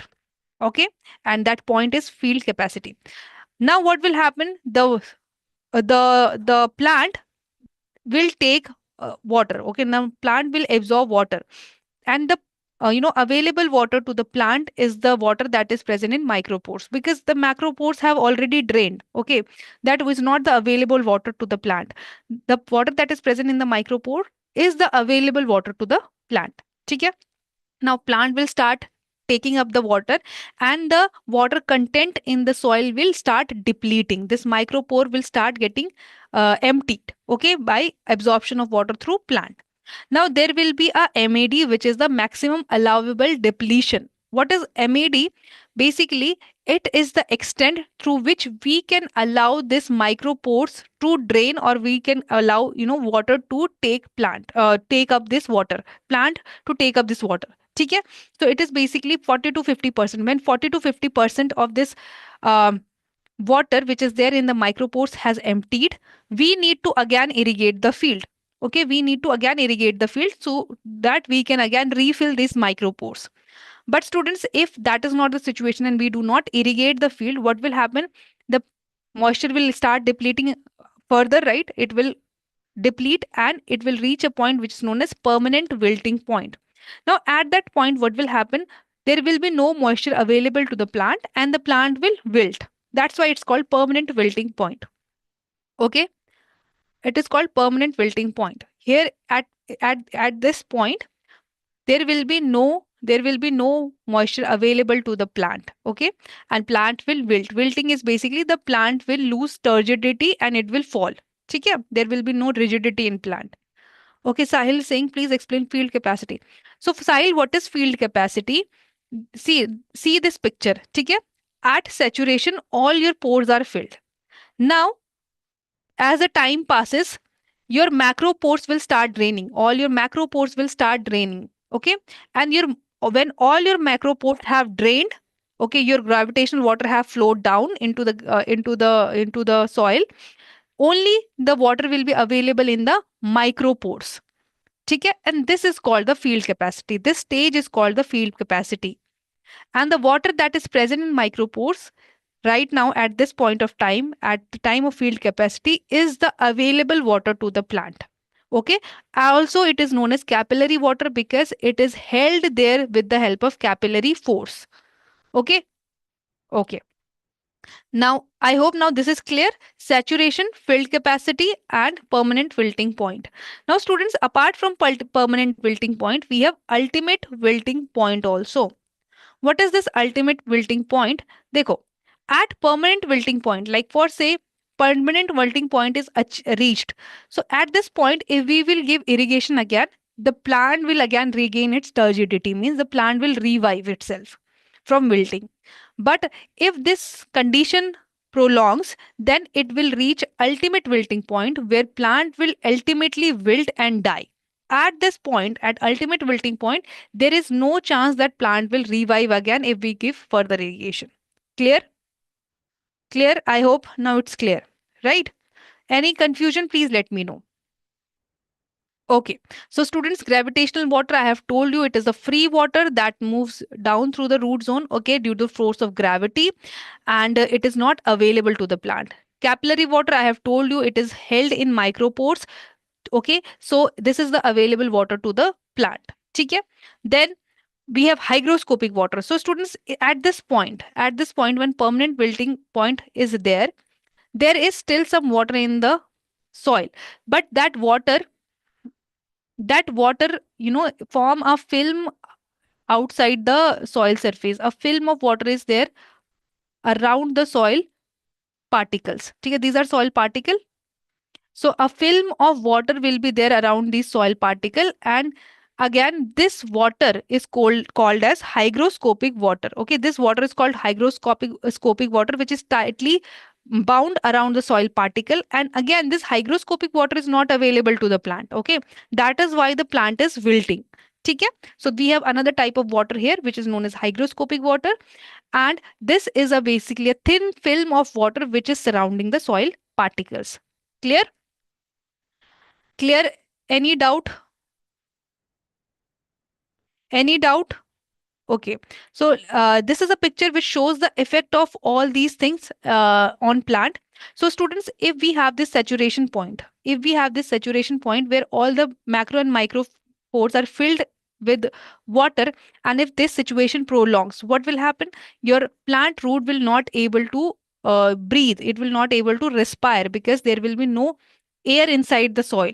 Okay, so it will again wilt. The plant root will decompose and degrade, and it will wilt. Okay, then at field capacity, plant will be healthy. Why? Because there will be some space filled with water, there will be some space filled with the air. So optimum ratio of water and air will be there, so plant will be healthy.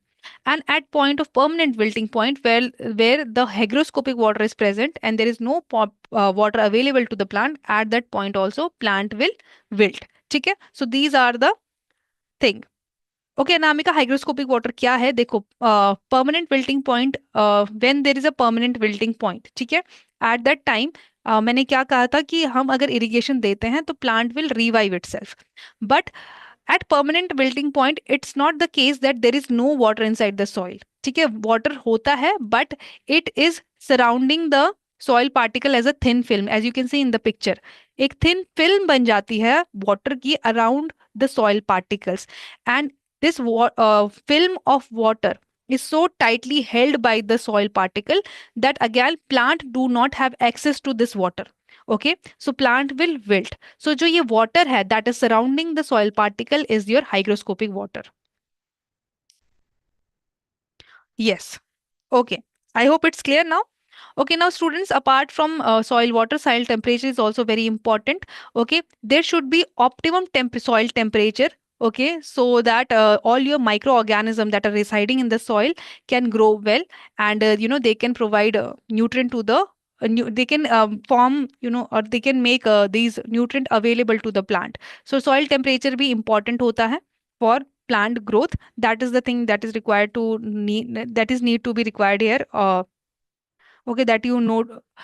So here one point is there, it affects germination. Okay, so students, see, temperature is soil temperature is important. First, I have told you it is important for all the chemical processes, like all the nutrients that are being formed inside the soil. For that it is important, because your organism that are residing in the soil, that will survive at particular temperature. Then when you are sowing the seed, for seed to convert into seedling, again optimum temperature is required. Okay, so soil temperature is important again for the crop growth. Then all organisms that are residing in the soil are important, students. ठीक है, देखो, these are just a factor affecting soil production, sorry, crop production. So you just need to know a brief idea about all these things, like the point where it is important, like that soil point was very important, that can be asked to you in your examination directly in your objective. So I took time to explain that. But these things, they are not usually asked. Okay, you just need to have idea. Okay, these are the factors and how they are impacting your soil production, sorry, crop production.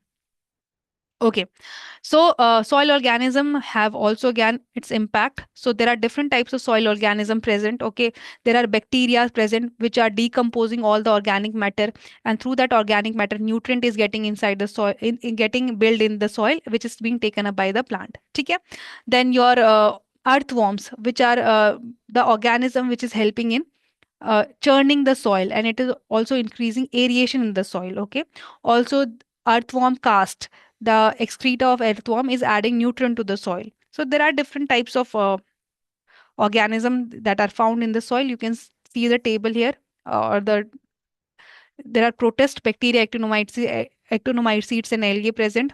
Then there are microfauna, which consist of your nematode, flatworms, right? Then there is mesofauna, which consists of your insects like mites and springtails. Then macrofauna and megafauna, these are present. Okay? Then we have soil organic matter. So students, soil organic matter is very important. Again, soil organic matter is important for all kind of physical, biological and chemical activity of soil. ठीक है? So how this is important, let me tell you briefly. देखो, biological, it is the source of energy for so many bacteria or actinomycetes or the decomposing fungi that is residing in the soil.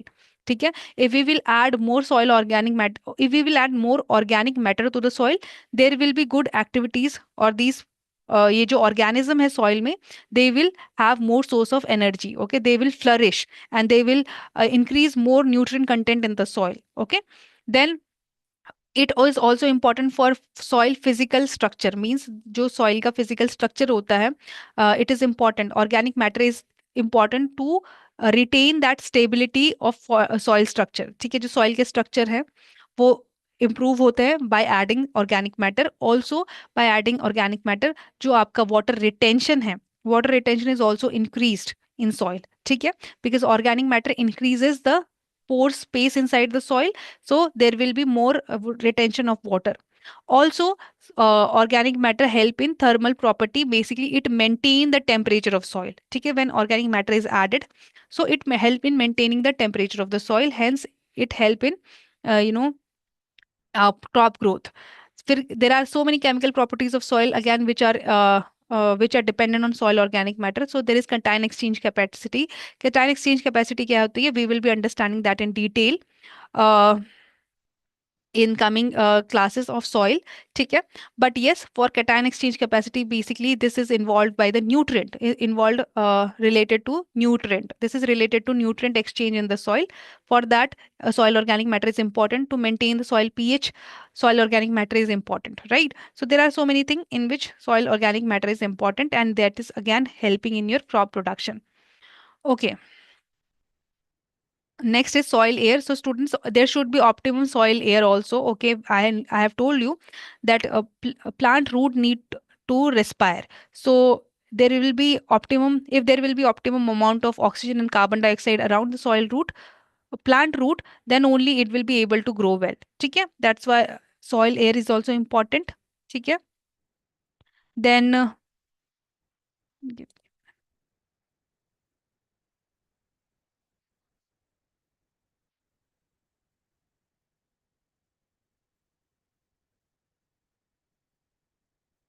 okay, so l- let's see how this soil air influences plant growth and activities. So, see, students, a growth of any plant will stop if oxygen level reaches below 2%. ठीक है? Then germination, for germination also, oxygen is required. If there is no oxygen, there will be no germination. ठीक है? Then there is decomposition of organic matter will be only there with the help of oxygen, because all your microorganism like bacteria, they will flourish in aerobic condition. They need oxygen to break down this organic matter, right? Then some plant need higher level of oxygen. ठीक है, like your potato, tobacco, cotton, they need high level of oxygen in soil in order to grow well. Then cereal except rice, ठीक है, they need oxygen. There is a oxygen requirement. देखो rice में क्यों नहीं है? Because rice usually grow in anaerobic condition. There is a water stagnation condition in rice, and they can rice can grow well in that condition also. ठीक है, for nutrient and water uptake again, oxygen is required in the soil. So these are some things that you have to just know. Okay, it's not that much important. Then soil pH is important. So students, see, pH is important due to, because of the nutrients. The different nutrient that we have in soil are available at different pH. So it is very important that soil have that optimum pH, so that the maximum nutrient can be available to, become available to the plant. ठीक है? So soil nutrient availability and soil physical condition and plant growth, that depends on soil pH. You can see here the table, optimum pH of different nutrient. It is given here, right? So you can just, no need to remember the optimum range of pH. Just know that these nutrients are dependent on soil pH also. Availability of nutrient to the plant will be dependent on soil pH. ठीक है? चलो. Then we have covered your edaphic factor. Then comes your Biotic factors. So students, biotic factor include your plants and animals. Okay, that includes your plant and animals. So plants can have positive and negative impact. We have seen the complementary and competitive effect of these plants. Also animals, some animals can, you know, impact your crop production, like for say some, there are some insects which can hamper your crop production. There are some animals which can, brow, which can feed on your crops, so that can hamper your crop production. But some insects like honeybee, okay, honeybee help in pollination, so that is good for your crop health, right? That is good for your crop production. So that is how these plants and animal also have their impact on crop production. Just a simple thing. Now physiography of any area is also important, like topography, altitude, steepness of the slope, and exposure of light and wind, that also have its own impact on your crop production. Okay, that's the thing. Nothing important here. Now we have genetic factor. So students, apart from the factors, okay, apart from the external factor, your genetic factor also impact soil, uh, impact crop production. Okay, so like let me give you the example. Like I have mango. I have two varieties of mango, variety A and variety B. Now, these both are varieties of mango, but variety A is more sweeter than variety B. It is less sweeter, it is more sweeter. So, how this variety is more sweet than variety B? Again, that is due to the genetic makeup of variety A. ठीक है? So, what is there in the genetics of any particular plant, that is also very important. That is also that also affect your crop production. Now there are high yielding variety. How they are high yielding? Because they have this genetic makeup to yield, means they have this genetic makeup that they can produce good amount of yield than the normal varieties. So these are some genetic, these are some factors which is dependent on the genetic makeup of the plant. Also disease resistance, like few variety will be good, you can few variety will be, they can tolerate some disease condition, but there will be some variety which are not able to tolerate that disease condition. So how that is happening, how that difference is coming, again due to genetic makeup. Okay, then there can be resistance to lodging. Also lodging is what, felling off. Few variety of wheat you see are are susceptible to lodging. There is um, there is a high wind velocity and they lodge faster than other varieties. Again, that is due to the genetic makeup. ठीक है?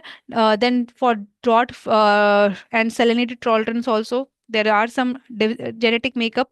Then, students, there is a question that was asked to you in your examination regarding the variety of paddy. Usually variety से question नहीं आते हैं, but उस साल ये question पूछ लिया गया था. And this is the different type of variety having the resistance to saline water condition. Okay, so they are salt tolerated variety. तो कौन सी वैरायटी है? That is Pokkali variety of paddy. इसमें salt tolerant is tolerance capacity है. That's why it was asked to you in the examination. ठीक है, just have the idea regarding Pokali variety. It was asked to you in the examination, that's why. Otherwise variety से question नहीं आते हैं. ठीक है, चलो. So all these things are basically quality of grain क्या रहेगी, quality of straw क्या रहेगा, chemical composition of grains. Like you see, there are two mustard. I have two mustard variety. One mustard variety is giving me better oil content, other is not. So why that difference is coming? Due to again genetic makeup of these two varieties. ठीक है? So these are the things. Okay. So again, this chapter, this is added to here, this particular slide. Just let me.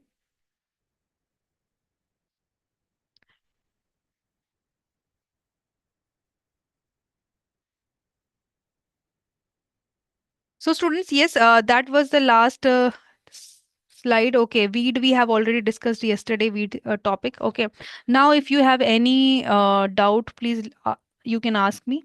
Otherwise, I'll end the class now. Okay, Ashutosh is asking, ma'am, after live class, we only need to rerun my no. Oh, I'm audible, right?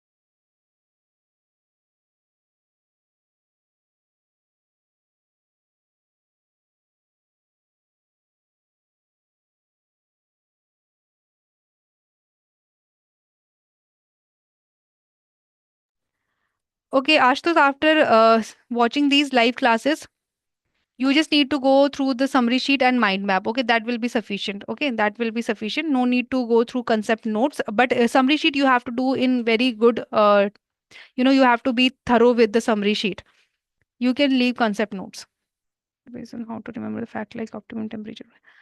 See, Arpit, for such facts like where you have to remember some kind of data, I would suggest you to please make short notes of for your own. ठीक है, take A4 sheet, एक A4 sheet ले लो, वहां पे short notes खुद के बनाओ और इस A4 शीट को अपने पास रखो. Daily try to revise it. Okay, then only it will be able, and then only you will be able to remember them faster. Uh, See, Kartike, we will discuss that topic in agrometrology chapter. Okay. So that's all for this particular lecture. Any doubt you have, please let me know. Otherwise, tomorrow we'll start your chapter 3. Okay. So all those who are on YouTube also can ask their doubt. Okay, class PDF will not be provided, okay, on Telegram. So it's just the recording. You have to watch the recording. For descriptive part, see, now Naved, for descriptive part, here you have to understand that descriptive is art of answer writing. Okay, so from these classes, just understand the concepts. Okay, and you will be having descriptive answer writing classes with Jaskaran sir. So there you understand how to write this content on any how to write anything on any topic, right? So here you will just collect the content. Jaskaran sir will tell you how to write answer, and then based on your based on that you start practicing your descriptive answer writing. Anamika see for that, अगर आपको सब कुछ याद रखना है आप please continuous revision करें और क्वेश्चन प्रैक्टिस करें. That is the only thing that you can do to retain these things. Okay, continuous revision and the question practice will help. Okay, anything else? uh, just a request from you all guys, please, if you can share your feedbacks. Okay, yesterday there was one feedback I really liked it. It was from,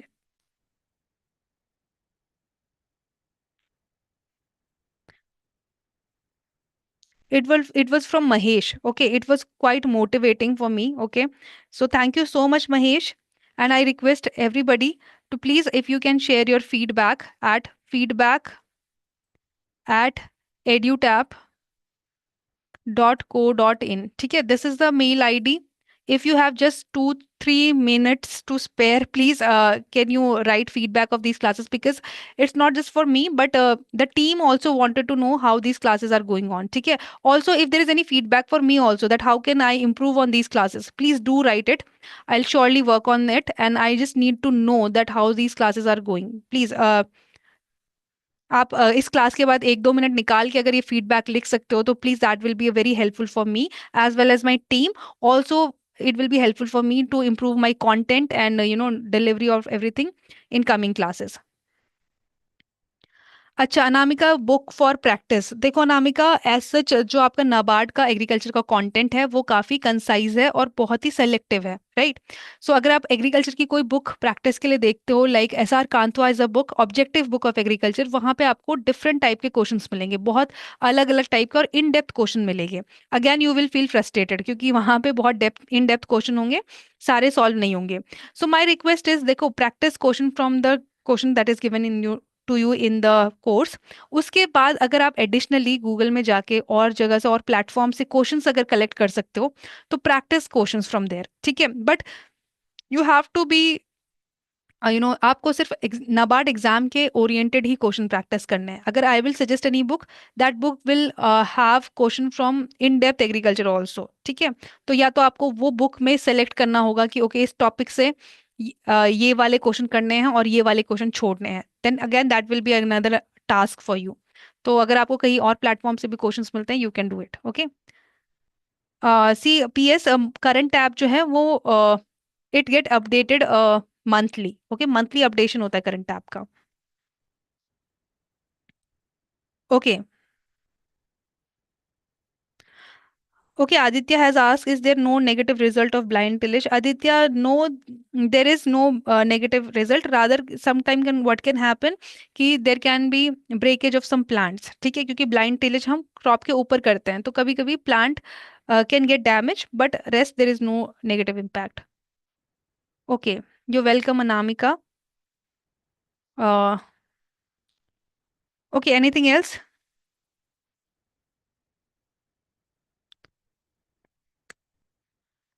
Test schedule. Rishabh, please can you drop that query to our support team or discussion on discussion forum? तो आपको schedule मिल जाएगा.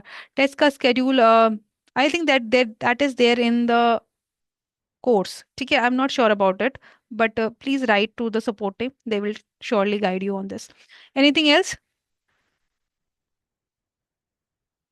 Okay. Anything else? Anybody want to ask?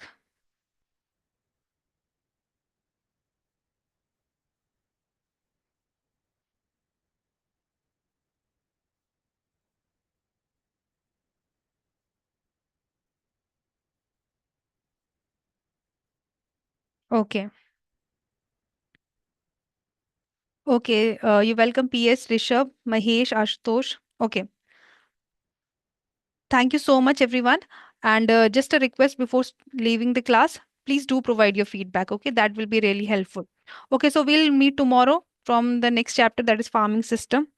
And I'll try to keep the content concise so that I can, elaborate on every topic, because right now what is happening is that is there is so much that I need to discuss, but we are exceeding the time. So already it's 9:30.